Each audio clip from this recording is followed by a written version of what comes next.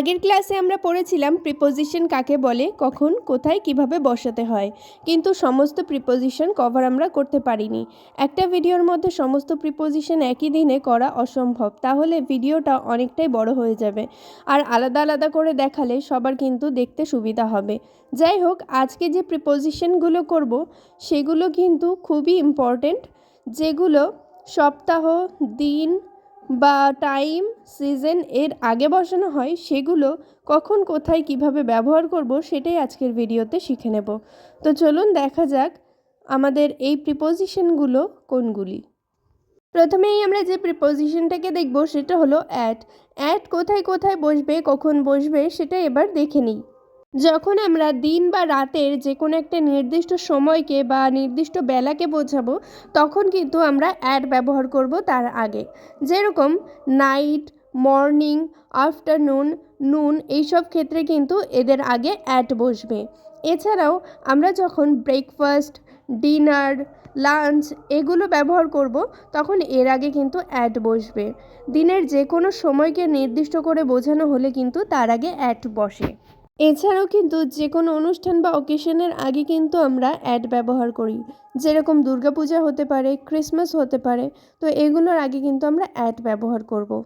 এছাড়াও কিন্তু যে কোনো নির্দিষ্ট সময়কে লেখার আগে আমরা অ্যাট ব্যবহার করি। সেটা হতে পারে 3 AM, 7 AM, 8 PM, 9 PM, যে কোনো সময় হতে পারে। এছাড়াও আমরা যখন 7 o'clock বা 6 o'clock এরকমভাবে আমরা জিনিসটা লিখি, তখন কিন্তু তার আগে অ্যাট ব্যবহার করতে হয়।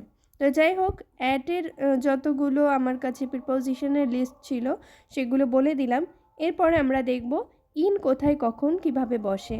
বছরের যে কোনো মাসের আগে কিন্তু সবসময় ইন বসে। সেটা হতে পারে January, February, March, April, May, June, July, August, September, October, November, December, যে কোনো মাসের আগেই কিন্তু আমরা সবসময় ইন ব্যবহার করব। এছাড়াও কোনো একটা বছরের সালকে যদি বোঝাতে চাই, যেরকম 2024, 2025, 2020, 2019, যে কোনো সালকে যখন আমরা বোঝাবো, সেক্ষেত্রে কিন্তু তার আগে ইন ব্যবহার করব।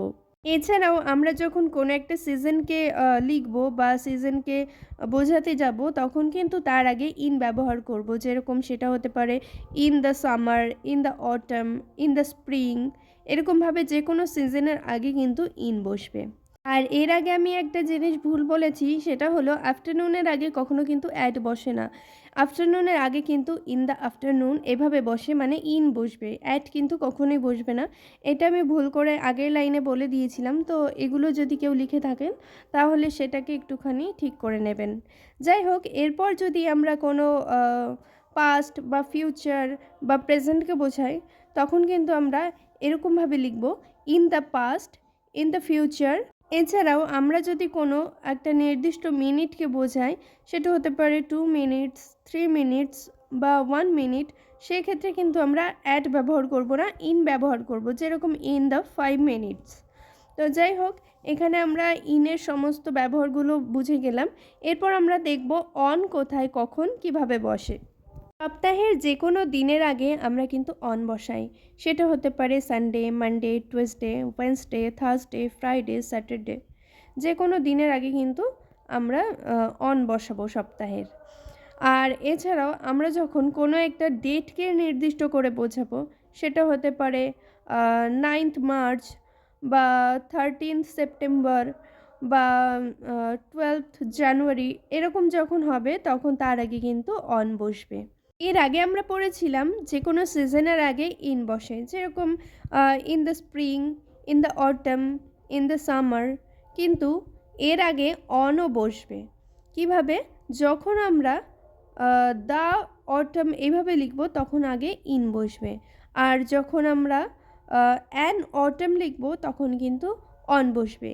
মানে in the autumn, on, an autumn, এভাবে কিন্তু ব্যবহার করা হবে। এইদিকে খেয়াল রাখতে হবে আমরা কিভাবে ওয়ার্ডটাকে লিখছি, তার আগে কি বসবে। দা হলে সেখানে কিন্তু আগে ইন বসবে, আর যদি অটামের আগে অ্যান থাকে তাহলে সেক্ষেত্রে অন বসবে। যখন আমরা কোনো বার্থডে বা কিছুকে মেনশন করি, তখন কিন্তু তার আগে অন বসে। যেমন অন ইয়োর বার্থডে। এতক্ষণ আমি সমস্ত কিছু ডিটেলসে বলে দিলাম, এবার সংক্ষেপে আরও একবার আমি বলে দিচ্ছি যাতে সবার একবারে বুঝতে সুবিধা হয়, আর সাথে কিছু এক্সারসাইজ দিয়ে দিচ্ছি, এগুলো চাইলে আপনারা বাড়িতে ট্রাই করতে পারেন বা ভিডিও দেখতে দেখতে ট্রাই করতে পারেন, তাহলে বুঝতে পারবেন ঠিক কতটা শিখতে পারলেন। যাই হোক, আরও একবার আমি বলে দিই, দিনের যে কোনো সময়কে নির্দিষ্ট করে যখন বোঝানো হয় তার আগে কিন্তু ইন বসবে। যখন আমরা কোনো সিজন বা কোনো কালকে বোঝাই, যেরকম স্প্রিং হতে পারে, সামার হতে পারে, উইন্টার হতে পারে, সেগুলোর আগে কিন্তু ইন বসবে। যখন আমরা কোনো বছরকে নির্দিষ্ট করে বোঝাবো, সেটা হতে পারে 2025, 2019, 2020 বা 1999, 1998, 95, যাই হোক না কেন সেটার আগে বসবে ইন। যখন মাসের কোনো নাম বোঝানো হবে, জানুয়ারি, ফেব্রুয়ারি, মার্চ, এপ্রিল, যাই হোক না কেন সেটার আগে বসবে ইন। আর যখন সপ্তাহের কোনো দিন বোঝানো হবে, যেরকম সানডে, মানডে, টুয়েসডে, ওয়েডনেসডে, তখন কিন্তু সেক্ষেত্রে তার আগে বসবে অন।